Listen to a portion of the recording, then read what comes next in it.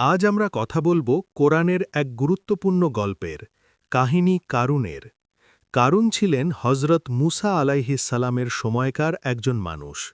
আল্লাহ তাকে প্রচুর ধন সম্পদ দিয়ে আশীর্বাদ করেছিলেন।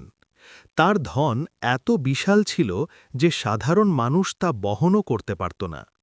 কিন্তু ধন সম্পদ পাওয়ার সঙ্গে সঙ্গে কারুনের মনে অহংকার জন্ম নিল।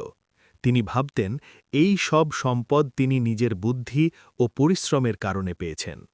তিনি ধনী হওয়ার কারণে অন্যদের ওপরে উচ্চতা অনুভব করতেন। তিনি দরিদ্রদের প্রতি করুণা দেখাতেন না এবং আল্লাহকে ভুলে গিয়ে নিজের শক্তিতে গর্ব করতেন। হজরত মুসা আলাইহিসসালাম তাকে সতর্ক করেছিলেন। তিনি বলেছিলেন, ও কারুন, আল্লাহ তোমায় এত সম্পদ দিয়েছেন, কিন্তু তোমার অহংকার তোমার জন্য বিপদ ডেকে আনবে। পৃথিবীতে গর্ব করার চেষ্টা করো না, কারণ আল্লাহ অহংকারীকে ভালোবাসেন না। কিন্তু কারুন তার সতর্কবাণী উপেক্ষা করেছিলেন।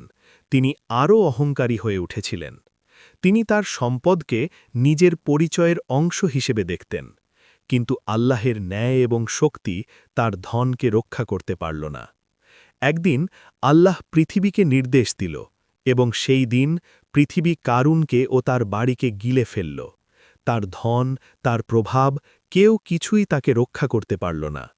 তার অহংকার এবং ধন উভয়ই তাকে ধ্বংসের মুখে নিয়ে গেল।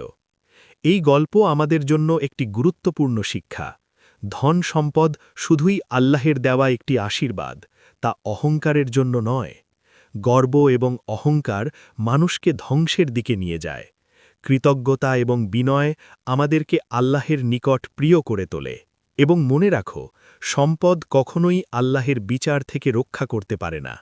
সুতরাং কারুনের গল্প আমাদের শেখায় অহংকার এবং ম্যাটেরিয়ালিজমের মধ্যে পড়া বিপজ্জনক। প্রকৃত শক্তি, শান্তি এবং নিরাপত্তা আসে কেবল আল্লাহের কাছে ধন্যবাদ ও বিশ্বাসের মাধ্যমে।